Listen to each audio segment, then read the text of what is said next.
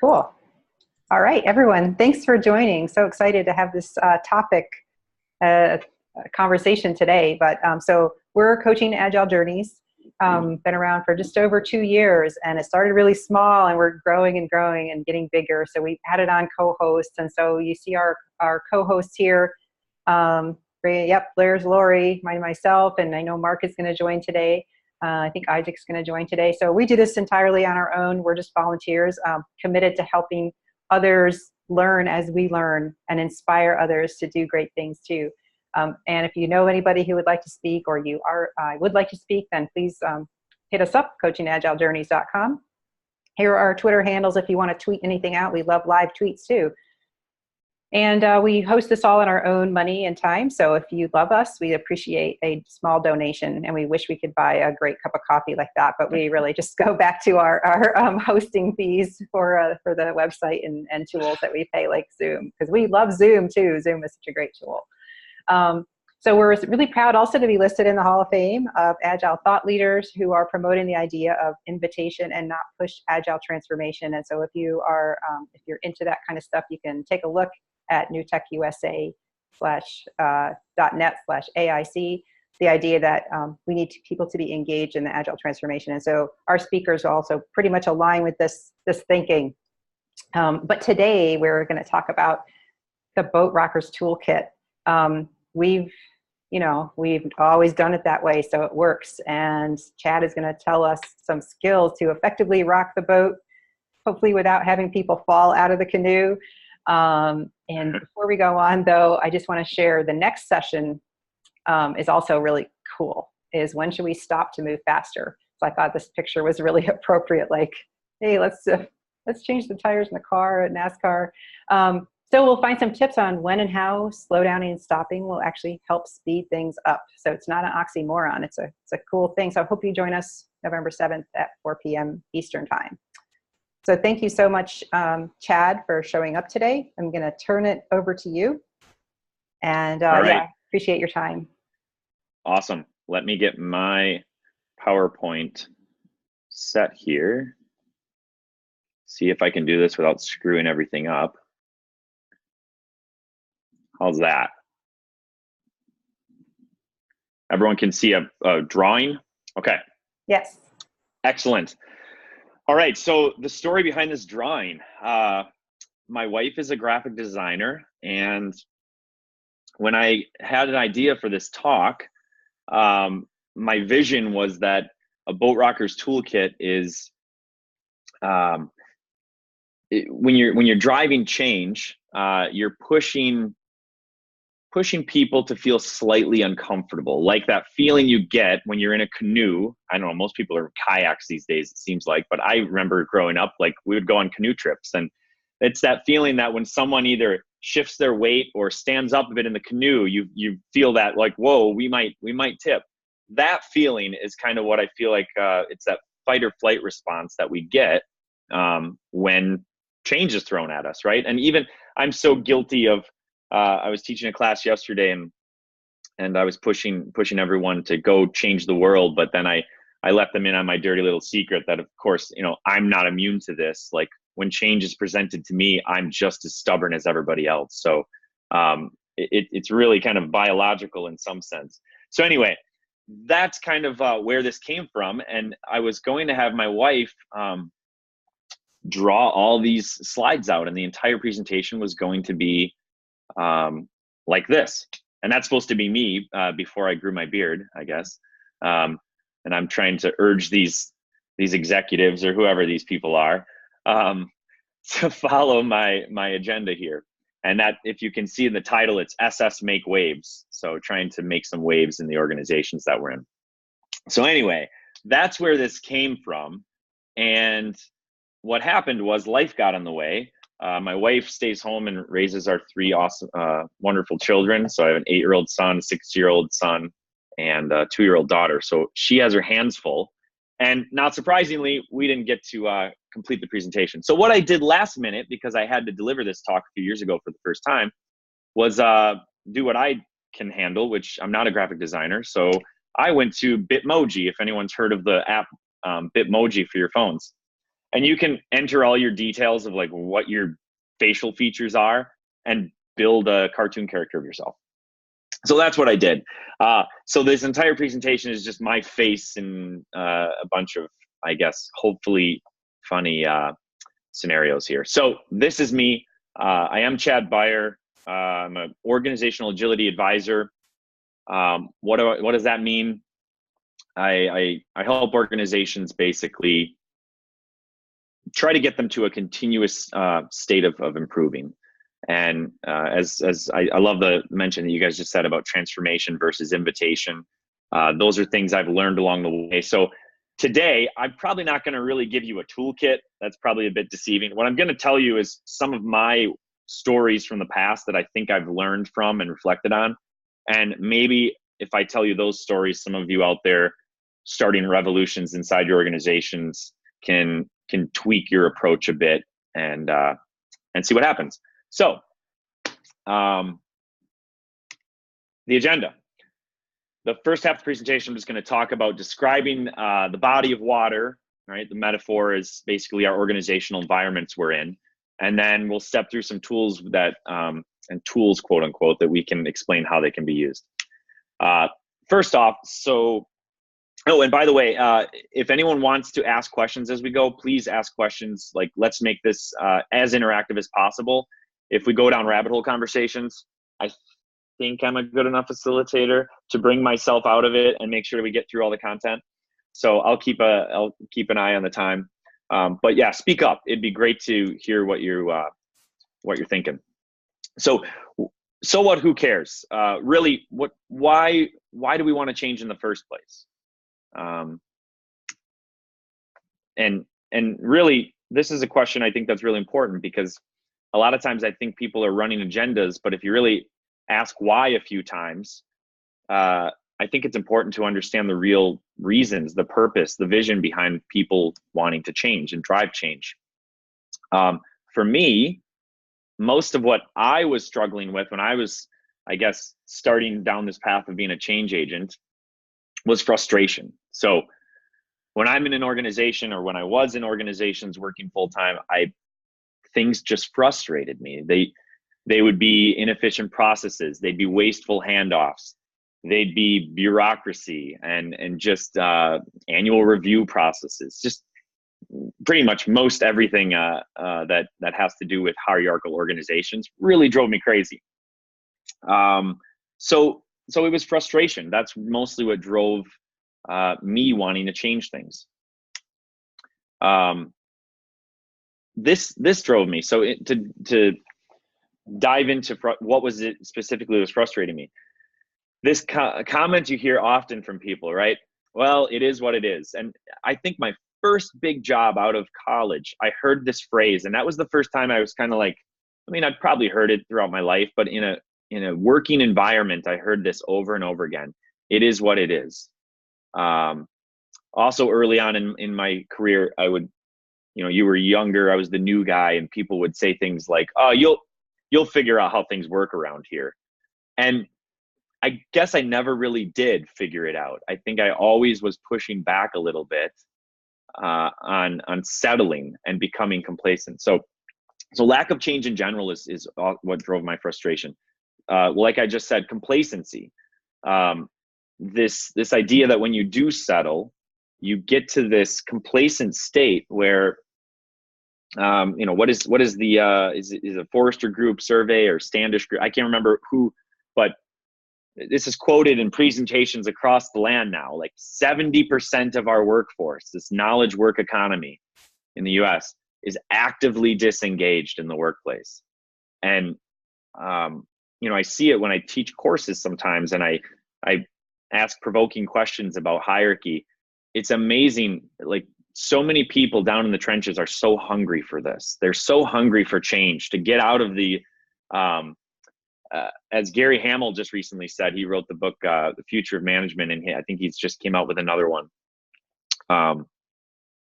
He said something along the lines of his purpose in life at this point is to remove the shackles from people inside the workplace. And it really does feel that way, at least the organizations that I travel around to. and again, it's indirect, but I think we've all gotten to a place where we've settled a bit too much, I think, on what we're allowed to do in a workplace. And if I have time today later, I'll probably bring up the idea of empowerment, and we'll maybe have a conversation about that. So I already said inefficiencies and waste. You know, every time there was a process that I was being taught early on in my career, it's like, if I asked, well, why do we do it that way? Most people didn't know. They were just following the process, following the orders. And as I stepped into Agile consulting, this became really at the forefront in every conversation I had, because what I continue to find is that when you enter an organization where all of their processes and procedures were designed around a phase-gated approach of working, it's not so much that it's SOX compliance that's holding us back. It's the implementation of the organization's SOX compliance that has made it very difficult and slow when you start to shrink batch sizes and work in iterations like sprints if you're using Scrum. So I found that to be very frustrating as well. And then this feeling stuck. When you get to a point where you feel like you don't know where to turn to. One of my previous managers at an organization used to always tell me, Chad, pick your battles. It's pick your battles, Chad. And I would get frustrated. And again, I was way more, I think, passionate even about this, but maybe in a slightly more abrasive way in the past. I would say, well, I want to pick all of them, right? And I even got a reputation where people would use a metaphor from Don Quixote, where he's tilting at windmills, I guess.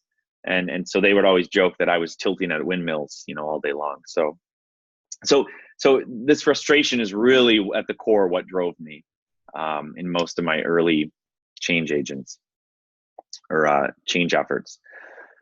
I'm going to let everyone read this quote as long as they can read it on their screen. But if, you know, maybe if even somebody's maybe not paying attention, they're on the phone, I'll read it all out anyway. I don't love to read things to people, but this is from How the Mighty Fall, Jim Collins' book. And this is page 56, I believe. I remember that page because this has stuck with me so strongly ever since I read it. When we begin to fill key seats with the wrong people, to compensate for the wrong people's inadequacies, we institute bureaucratic procedures. This in turn drives away the right people because they chafe under the bureaucracy or cannot tolerate working with less competent people or both.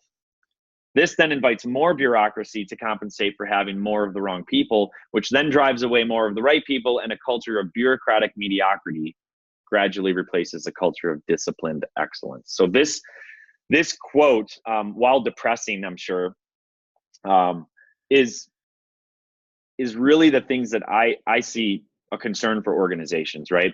When we have top talent exit, this is this death spiral that an organization can fall into.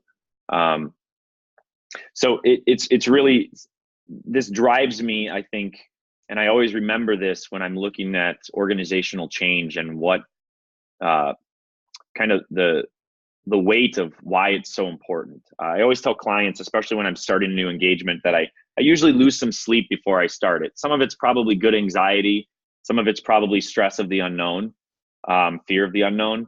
But I think a lot of it is that I take my job really seriously, because when you're a consultant, you're pretty much just paid for advice. And especially depending on the size or the market that the organization's playing in, if they take you up on advice and things don't go well, you know, there's a lot of responsibility there. So I take it really seriously. And I think this page has always stood out to me as something that I'm always monitoring. So if we accept, if we're talking about driving change, I think it's good to understand why it's so hard, right? Everyone always says change is hard. Change is so hard. And I think I've gotten around to a point where I don't think change is necessarily hard. I think convincing people that change isn't so hard is really the hard part. Maybe that's just basically saying change is hard, but I think it comes to that buy-in that we build. So risks and constraints. What are the risks and constraints that actually keep me up at night? This is what, when I was inside of a hierarchical organization, I always felt slightly, but I didn't feel it that much. I mostly saw a lot of my colleagues feeling this as well. So proposed change may conflict with your manager. So this can get tricky because you might have a great idea and you're very passionate about it, but for some reason, this idea that, more comments I've heard, well, they signed my paycheck. Whenever somebody says they signed my paycheck, that implies that you're afraid that they're going to stop signing your paycheck and you're going to get fired. And so there's this culture of fear, I guess, that I think we know exists in a lot of organizations. And some of it is sometimes, I think, manufactured in our heads. There's stories that we've heard from like maybe a decade ago, and it's not something that your manager has ever really done. You just hear these stories and they stick with you, and then you operate out of fear. So that's one thing that I think is just good to be aware of. Like, maybe you really won't get fired if you propose this great idea for improvement. Next, perhaps the proposed change may be a threat to your team or department, right? Which can be awkward if you're talking about something that's like, hey, we waste a lot of time on this. If Johnny didn't have to do this manual work, we'd be so much better. And so let's automate that somehow. But then the awkward conversation comes up. Well, what's Johnny going to do now, right? So you've just kind of put one of your team members in a vulnerable spot. And so sometimes that means we just won't speak up because we fear that confrontation or that conflict that might get surfaced when we propose that. So I see a lot of this happening too. Constraints. So beyond risks, what are some of the constraints that we might be living within with change here? What if the current role you're in limits the exposure to key people that you need to buy into the change? So it could mean that you just can't get your voice heard in the organization you're in. I had a manager in the past. This was always frustrating too. I would propose something, and I knew that they had to take it up to the next level because there was this like, well, you're not supposed to skip over levels in the hierarchy. And I always kind of knew intuitively that it probably wouldn't get conveyed the same way, or the message wouldn't get articulated the same way. And so it usually would get killed. And then I'd hear back from my manager, oh, they weren't interested. So you get that overruled, right? Like it's just not going to happen here. And then politics. So when I first wrote this deck, I used to just leave politics alone, and I would just say, politics exists in your organization, you know it, and then I'd click ahead. But I've actually taken a different approach to this lately, inspired by other thought leaders that I've attended courses with in the community. I think you have to be a politician. You've got to be a politician if you're going to be a change agent. And I've always steered away from this, and kind of had this chip on my shoulder, like, well, I'm not going to play politics. But I'm realizing now that if you're an internal change agent, you definitely need to play politics. And even if you're an external change agent, you need to play politics. And that doesn't mean, the reason I think I was so turned off by it in the past was that I felt it was the dirty politics, right? The backstabbing and the negative ads that we see on TV, that type of politics was in my head. But really, playing politics is just knowing how to influence people in not a manipulative way, but in just knowing your landscape to put your agenda forward. And I think most people who enter politics, I truly believe they start out this way, right? They don't want to get corrupted. So anyway, there is drama in organizations with politics. When we get towards the toolkit towards the end here, I think it'll make more sense on how we navigate that political landscape inside of our organizations. So what are we afraid of? I talked about fear earlier. These were things, and I think I've stolen these from some books I've read. I want to say this comes from Peter Block. But what is it that we're afraid of when we're proposing change? It's fear of feeling vulnerable, which a lot of the things I've already talked about. disloyal, right? Again, if you're going against something a team member might be doing for their full-time job. Immature. I always got that again. I don't get this as much these days, but early on in my career, I would get that, right? And it was back to that same old, like, well, you're new here. You'll figure out how it is in the working world. And I was like, no, I don't want to figure out. I don't want to become complacent. So, but there is a feeling of I might be looked at as somebody who doesn't know what they're talking about because I'm so young and I don't have all this experience. So that's for the younger change agents, or if anyone makes you feel this way, I guess. I feel less of this the older I get. I'm actually frightened that 20 years from now, like how I have to control my assertiveness and confidence and not let it become, watch my ego, I guess, as I get older, I think is what I'm trying to say. Negative, right? If you feel like you're just being negative, sometimes change gets beaten down by others because you're afraid that if you say it, or if you do say it, people just think that you're not a team player, you're not thinking positively. And it's not that you want to bring harm to anybody. It's just you think there's a better way and it should be on the chopping block for conversation. And then disrespectful. It might just be seen as disrespecting somebody up the chain in the org chart if you propose a change. Resistance. Okay, so let's say we sign up for this. We overcome the fear. We overcome all the vulnerable feelings, but then we're met with resistance. Okay, what do we do then? Oh, look, it's beyond Bitmoji. This is my first image that's actually like, I don't know, I needed something that had 5 things, and this made sense to me at the time. The resistance. So let's fill this 5-finger stop sign out here. It's impractical. That's something I always would hear. Oh, there we go. Somebody just got muted. Impractical. So if the change is impractical, or seen as impractical by the people resisting it, it's going to be really hard to convince people, right? And I get this all the time. I continue to get this all the time with Scrum training, right? Pure Agile and pure Scrum and all these words we use. And it's just funny how there's adjectives in front of that. We talked about this, I think, at one of the previous meetups that I joined. So impractical, right? It might be seen as impractical. Lack of data. This is always a chicken or egg thing that I would encounter.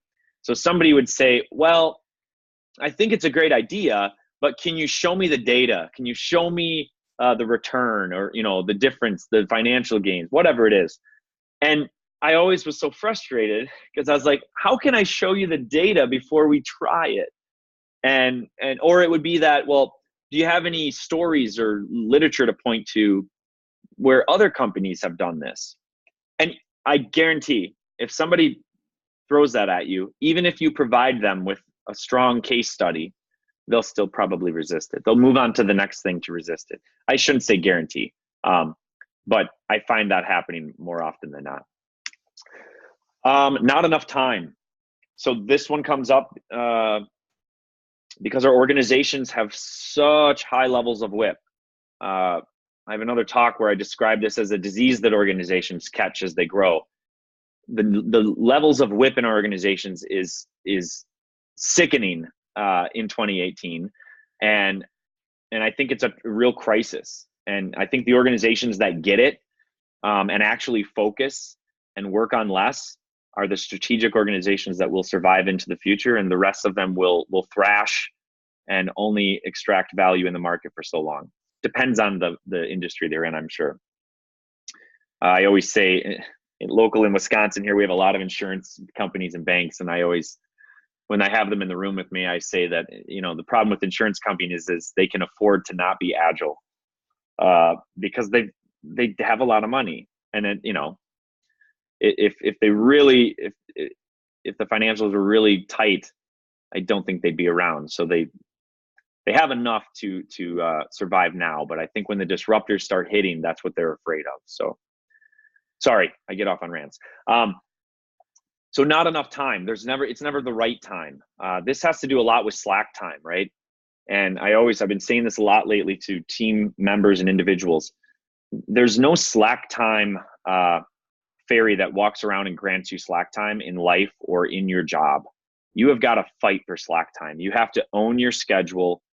And I've gotten better at this. Well, I shouldn't say that. I think I've been blessed that I can control my slack time now because I'm my own business owner. So that's been eye-opening, but it still is possible if you're in an organization, but you have to fight for it. You just really have to set your rules and lower other people's expectations, and because that's what's sustainable. So anyway, that's a shout out for people who don't feel like they have enough time. If anyone's seen that comic strip where there's a guy pushing a wheelbarrow and it's a square wheel, and there's a guy behind him running with a round wheel, and he's like, hey, and he's trying to get his attention, and he looks over his shoulder, not really, and he's just like, I'm too busy, I'm too busy to slow down. And he's like, if he would only turn around, this guy could give him a round wheel for his wheelbarrow and things would be much easier to push. So I think that's how a lot of organizations feel. They have so much in their project portfolios, they just don't have time to slow down for change. Not enough budget. Yeah, I don't know if I don't have to go deep into this one. Budgets are funny things. I would encourage anybody who's struggling or close to budgeting in their organizations, please, please, please go start reading the Beyond Budgeting books. Go out to the website, Beyond Budgeting. It is great material, and it's not easy to start down that path, but a lot of those books are really good books for change agents to read too, because it talks a lot about the organizational change tactics that we're going to talk about in a bit as well. So I would really highly recommend those. But not enough budget always holds us back. And then finally, it's those people. So I'll explain what I mean by this. Whenever I would propose ideas to people, mostly management, they'd be on my side and they'd hear my case for, getting rid of a status report or getting rid of a process or procedure, not doing requirements traceability, whatever it is. And they'd say, we're on board, Chad, but I don't think you're going to convince that person, right? You're not going to convince John, or you're not going to convince Sue. And that would always frustrate me. At the time, I think I just brushed it off, but looking back and reflecting, I realized it was a form of resistance, and I don't think it was a direct form of resistance, but it's this concept that we don't think we're going to be able to convince other people, so we don't even try. And I think when I broke through this was when I started really pushing against things. And my short story, there was a status report when I was a project manager that we had to do. I mean, if anyone's been a project manager, the nightmare of status reports. It's the same information put into 5 to whoever knows how many status reports. And one's maybe a daily, one's a monthly, one's for a steering committee, but one's for the management. And it's like, why can't we just have one status report?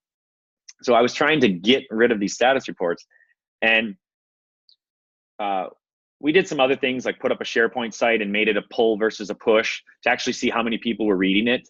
But then after that, we got the CIO. When the CIO visited our location, my manager was driving him back to the airport, and I was like, ask him about the status report. And so he asked him, and he's like, hey, this status report, he threw it across to the passenger seat. You ever read this? And the CIO was like, I don't even know what the status report is.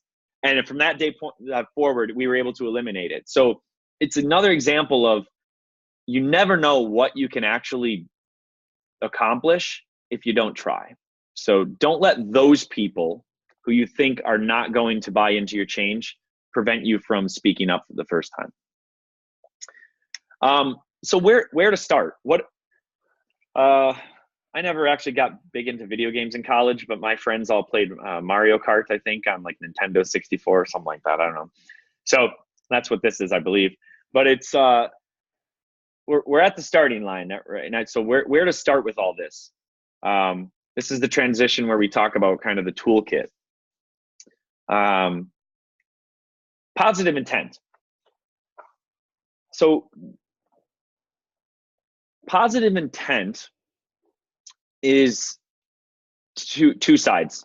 One, you should have positive intent and try to push for change in a productive, positive way, even when you're frustrated. And this is something that you just really have to work on, self-awareness and manage your emotions when you get really passionate about things.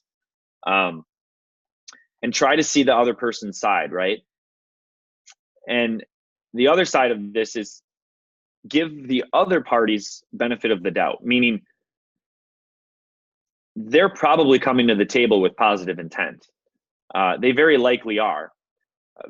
Very few people wake up in the morning, right? These people that imagine that person in a workplace that drives you crazy sometimes, right? Just get a picture of them. You know who they are.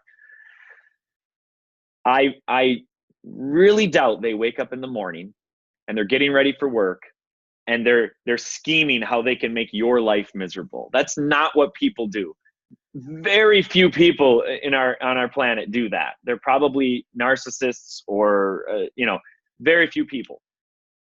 So if you enter with assuming that they have positive intent, it really changes how you approach conversations with them. So keep that in mind. The other thing that I think is really important, don't make assumptions. So to that point, don't assume that somebody is being malicious, or don't assume that someone's intentions are what you have in your mental model in your head. The only way to know for sure is to talk to them and ask them. You have to open up that dialogue.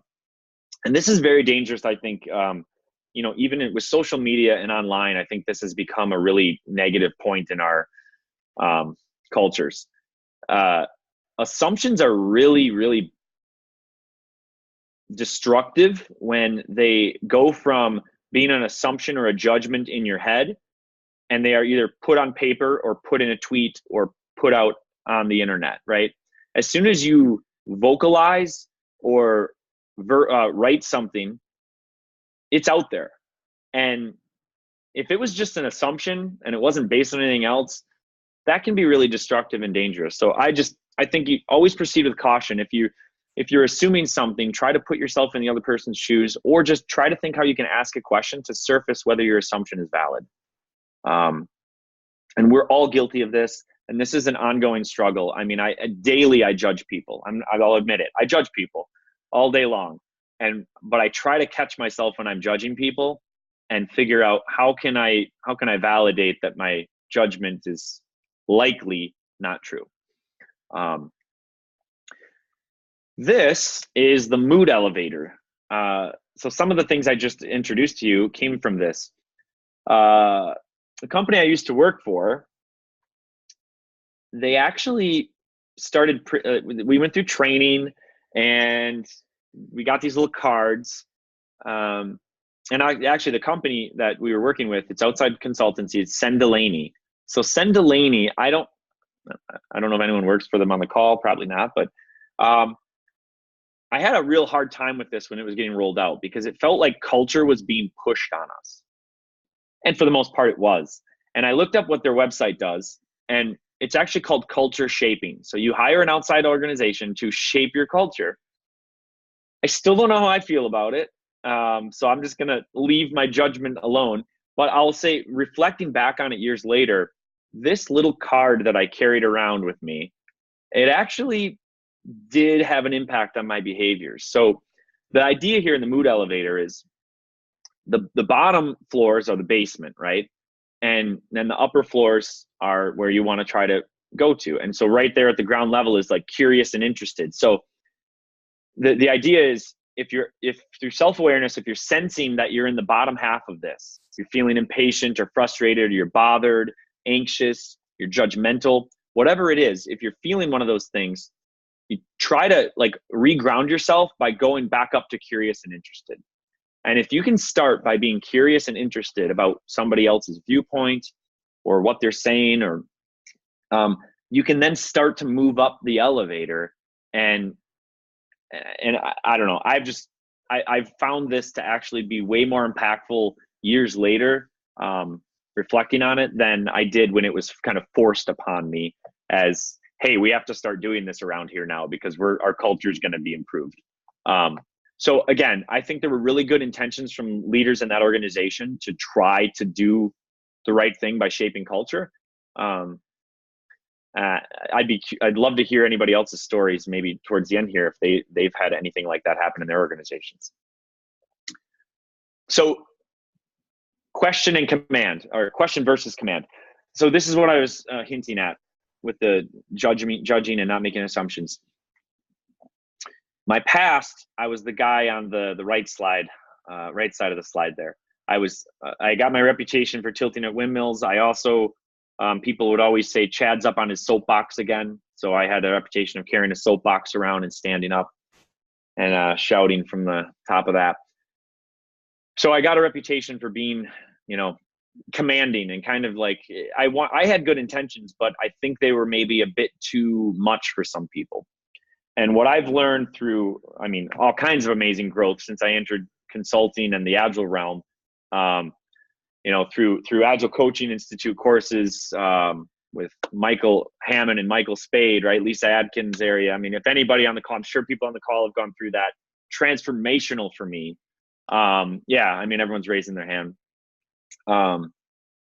And through, just other training courses that have really just fine-tuned facilitation skills and just, unlocking this like magical thing that happens when you just listen and ask questions. It's been really impactful. So I guess my advice here is anytime you feel yourself making a statement about something you're really passionate about, think how you could turn it into a question. And try to do that after you've listened to somebody for a while. So active listening, levels of listening, questioning versus commanding, these are all, I guess, the tools in the toolkit that I think are really impactful for a change agent. And again, you can't go back in time to your earlier days, but I always wonder, like, how effective could I have been even when I was pretty young in my career if I would have known this skill set? And again, I think it takes time to work through some of these things. So question versus command. Another tactic, impact feedback. So if you're giving people feedback, and again, I'm stealing this from Agile Coaching Institute courses I've attended, but impact feedback, well, before I talk about impact feedback, we have to explain what performance feedback is what most of us are used to. So performance feedback is when there's a mutually recognized authority or expertise relationship. So like a mentor and a mentee, or a manager and a direct report. I don't like those terms, but I have all my trigger words that people who know me close, they can set me off. Like if they say the word empowerment, I'll go off on a 5-minute rant, I'm sure. So mutually recognized authority and expertise means one person is going to provide the other person with performance feedback, which is more suggestions for how they should change their behavior. Okay. And I guess you could argue that maybe this is effective in some contexts. I think it's not very effective in a knowledge work economy. People are paid for their brains now, not for their hands. And I just think we need to change. Well, I know we need to change our mental models around management that was applied from the Industrial Revolution days. Okay, sorry, I'm not going to go off on that rant. Impact feedback. So what impact feedback is when there's a mutual vulnerable relationship. And even if you're a manager and you have people reporting to you, you can make this happen. You just have to create the invitation for your employees and say, hey, I don't want to give you performance feedback. I want to give impact feedback, and I'd love to get impact feedback from you. And so I wouldn't recommend going around and just dropping impact feedback on people randomly, unless you sort of set it up and explain that you have to get some rapport built up to get to that mutual vulnerable state. But what impact feedback looks like is, example, you're sitting in your manager's office and the manager, you're behind the desk, so you can't see their screen, but they seem distracted. They're on their laptop, maybe checking email, but they're distracted. So an indirect way to approach it might be, Well, actually, this is an example for authenticity. Sorry, I jumped ahead in the deck. Impact feedback. I'm trying to think of a good example for impact feedback. So performance feedback is suggesting how you should change. Impact feedback is basically saying how someone's actions impact you. So that's not an example, but I didn't even explain what it is. Impact feedback is how somebody's actions impact you. And then when you give them that feedback, you leave it. And you don't suggest them to change. You let them reflect on it and do what they want with it. So this segues into authenticity, and I can probably loop this into one example. So authenticity, and let's just see. Yeah, authenticity is another transformational thing that I discovered. And I think I just didn't have a word for it previously, but Peter Block writes in one of his books about authenticity. It's just putting into words what you're experiencing. So it doesn't mean that you are completely 100% like thoughts flowing out of your mouth. That's not what authenticity is. So like, it's not walking around saying, I don't really like your shirt. Like, that's not being authentic. Authentic is when you have that feeling in your chest that something is bothering you, you actually put it into words and let that person know, right? In a non-confrontational way. So in the example, sorry, just jumping ahead here. In the example with the manager, so the manager's distracted, they're on their computer, they're not paying attention to you. The inauthentic response would be something along the lines of, should we maybe reschedule this one-on-one? Are you busy right now? Should we reschedule this one-on-one? That's an indirect way to talk about the feeling that you're feeling, that you're actually really frustrated that your manager is not paying attention to you right now. So the authentic way to handle that situation would be saying to your manager, you seem really distracted right now, and it's making me feel like you're really not valuing my time. And then you shut up and you just don't say anything. You've let them know how you feel, and now they can decide what to do about it. I found this to be impactful when you give people authentic impact feedback like that. It changes. Well, I think it just changes relationships in general, right? Because you get to this point where you're building rapport with somebody, and you're not just suppressing your actual thoughts that are in your head. And this will be harder and harder depending on the relationship you currently have with your manager in this context, right? If you have a pretty good relationship with your manager, it might be easy to jump into this. If you really don't like your manager, then this should be really hard. But I'd still nudge you to try to start opening up that dialogue, because you might find that it really will change the relationship. And life's too short to be working in an environment where you're miserable because you don't like the person who you report to every day. So anyway, authenticity has been very impactful for me over the years.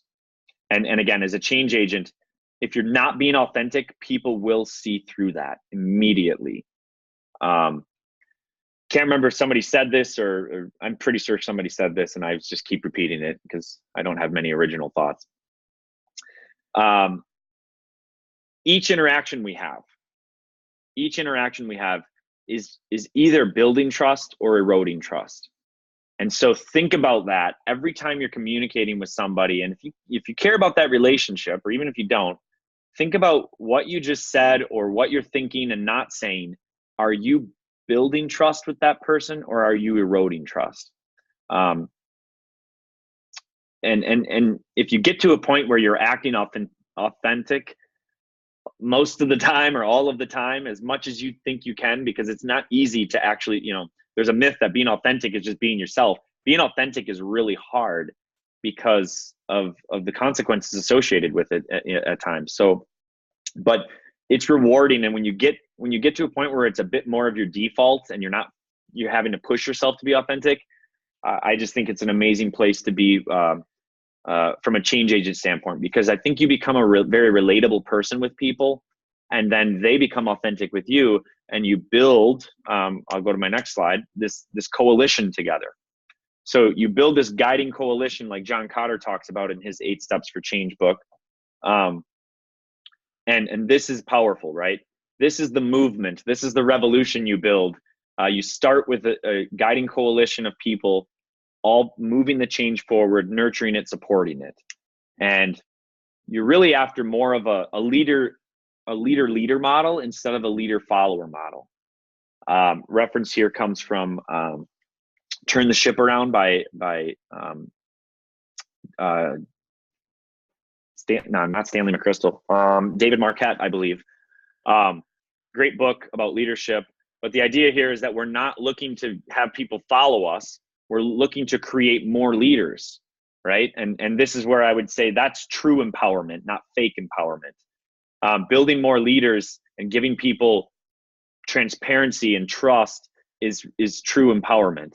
Some of the quotes I've been getting from books lately that I'm going to use in my talk in San Antonio I was mentioning in November is, no one is given empowerment, or empowerment can't be given to someone. It can only be taken. And so fake empowerment is this idea that if we put values on the walls of our organization and if we tell our employees to be empowered, that's empowerment. True empowerment is just the default. And it's only not there when we start to take it away by putting rules and procedures and control over people in hierarchical organizations. I'm not saying all hierarchy is bad. I'm just saying most hierarchical organizations have a power dynamic, and that creates fake empowerment in many ways. Okay, sorry, little rant. So what I'm asking you to do here with the coalition is build relationships with other boat rockers. Find those people who are passionate about changing the same thing you want to change in the organization, or just, you can tell that they've got that assertive way they hold themselves, and bring them into your coalition.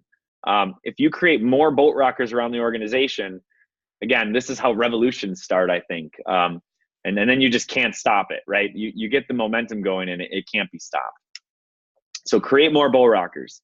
This is the dramatic part of my talk coming up here. Not dramatic, but it's supposed to build and end at the crescendo here. So what's in our toolkit? I talked about positive intent.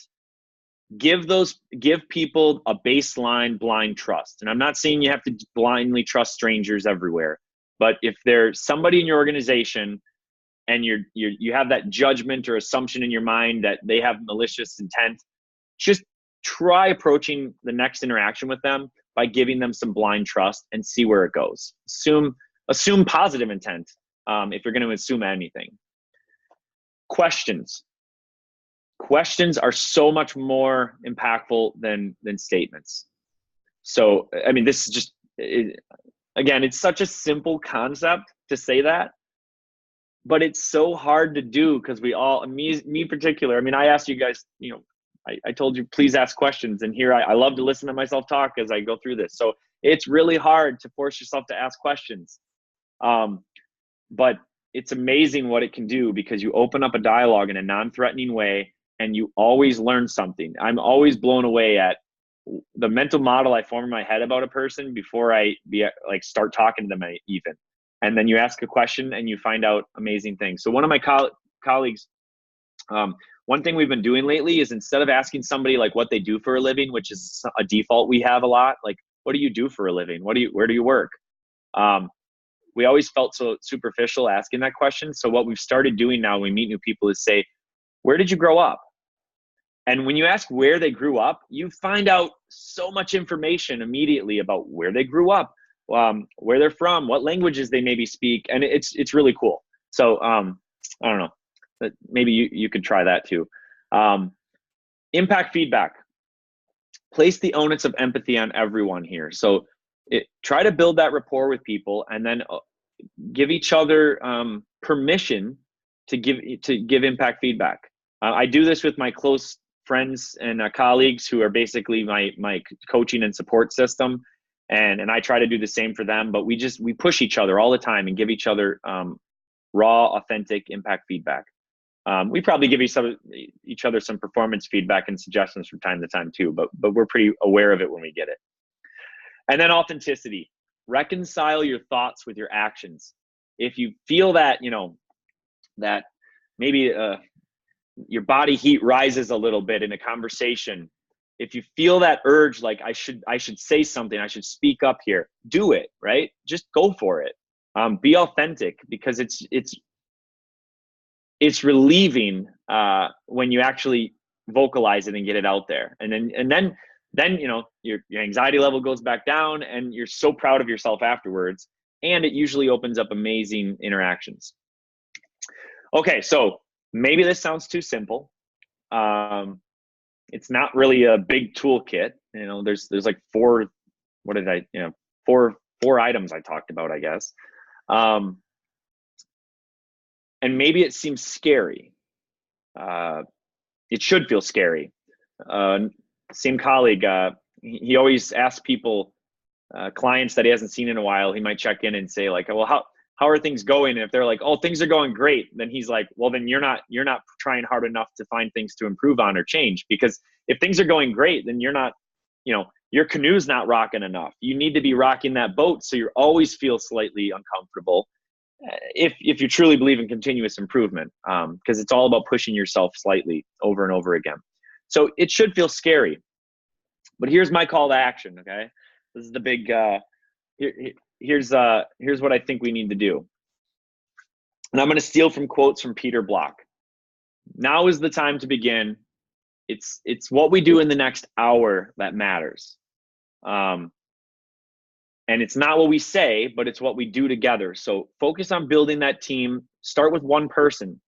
Build somebody who wants to help you with it. And then get started. Like, don't wait. What Peter Block's second quote here is saying is that we lose everything when we don't act in the moment.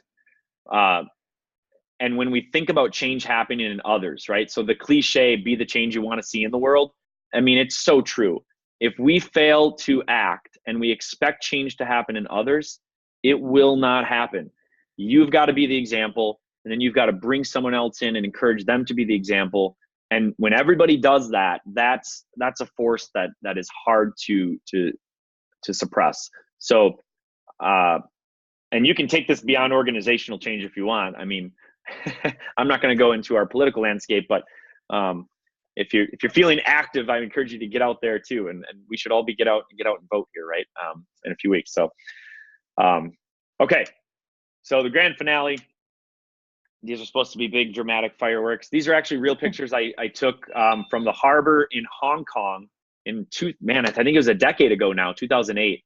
I was there for the Chinese New Year in February, and so my company rented a boat and we went out and watched the fireworks. You can see that Hong Kong skyline in the background. Amazing experience. So rock the boat. This is like 4th of July, right? So fireworks going off. Change your organization. And change the world. And with that, this is us driving away from the Hong Kong skyline after the fireworks. Be the change you want to see in the world. Take a look in the mirror, because it starts with you. This is a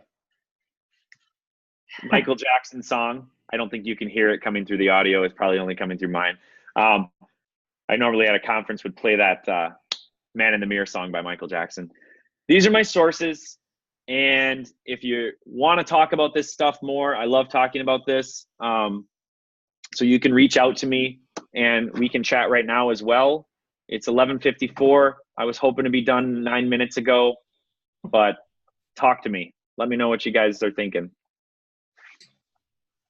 Yeah, great stuff. Anyone have questions for Chad? Hey, Chad, would you put that 4-bullet toolkit up again? I'd like to take a snapshot of that. Sure. Boom, boom, boom, boom, boom. Sorry. Right there? Yeah, that's great. Thank you. Mm-hmm. What else does anyone have on their mind? So, hey, it's Colleen. Can you hear me? Yeah. Hey, so this is something that I encourage an awful lot. I'm coaching an organization, big, old organization, insurance. And, Yep. and I've actually seen even the questions, although that's a great way to try to address things where people just aren't ready. So, do you have any thoughts on that? Like, this particular person ended up leaving our company. It was sad because he was a boat rocker and I loved him. But Yeah. he ended up leaving because he was told, just knock it out. Just cut it out. Because he first started not with questions, but with, that's not how Agile works. And that didn't work. And so then I coached him and said, hey, you know what? I ask questions, and assume positive intent. They've got a reason they're doing what they're doing. You just need to understand why they're doing it that way and maybe suggest some better ways that they could reach the goal that they're trying to reach. And Yeah. but then he was told, just knock it out. We're sick of it. We just have to do it the way that we have to do it, and then we'll think about changing because we got all this stuff that has to be done, and we're going to have to force these people to work overtime, and you just need to get on board. So anyway, any thoughts on that? Yeah, so my thoughts, I'm going to steal from, again, a thought leader that I really respect and was transformational in the way I think and what I do these days. I'm Craig Larman, co-creator of Large-Scale Scrum Framework. So I've Law. attended. Yep. Yeah, well, Larman's Laws of Organizational Behavior. I'll drop that. Anyone, you should go Google Larman's Laws of Organizational Behavior and consume those. Not a day goes by that I don't think about the fifth law, culture follows structure. But I attended a course with Craig in May again of this last year, and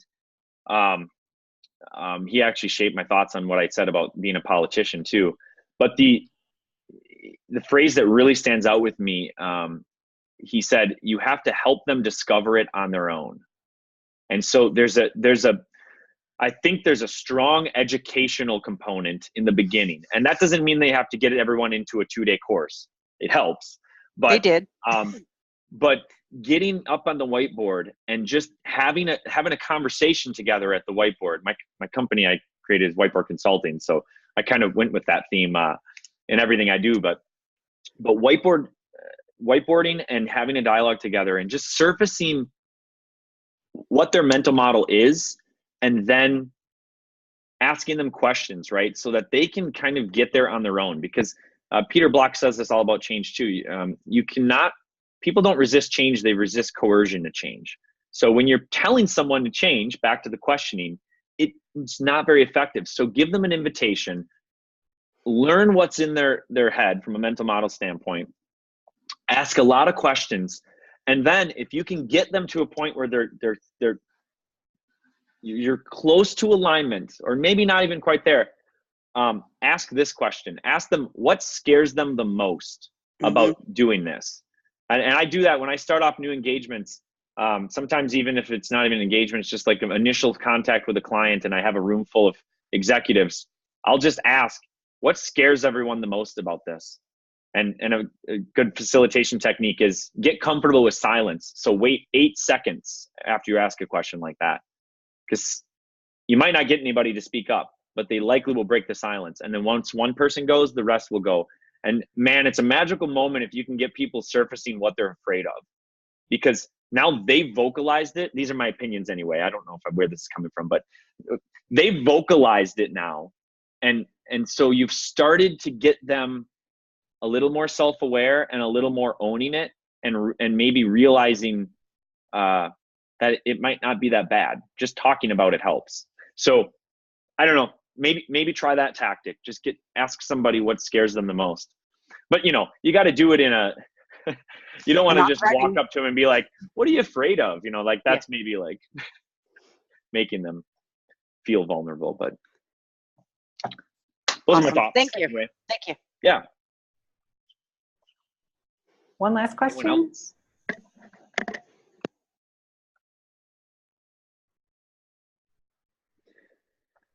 So meta level of what I just said, I said anyone else, if you want to ask powerful questions too, another facilitation technique, ask an open-ended question. So I should have said, what other questions do you guys have? Instead of, do you have any questions, yes or no? And so if you're trying to convince somebody or bring them along and change, ask powerful questions, open-ended. It's very, very useful. Chad, what keeps you up at night? What keeps me up at night? Oh man. Lately, some of the things going on in the news. But yeah, from a work standpoint, you know, starting your own company has been scary.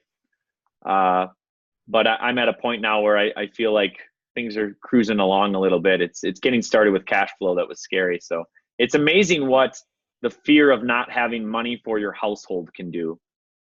So think about that too in the organizational context. Mm-hmm. If someone's job, if they feel like their job's at risk, just put yourself in their shoes. If your household is at risk, you're going to locally optimize for your household first. It's just the way we are. It's the survival instinct that kicks in. So anyway, it's a really great point. Yeah.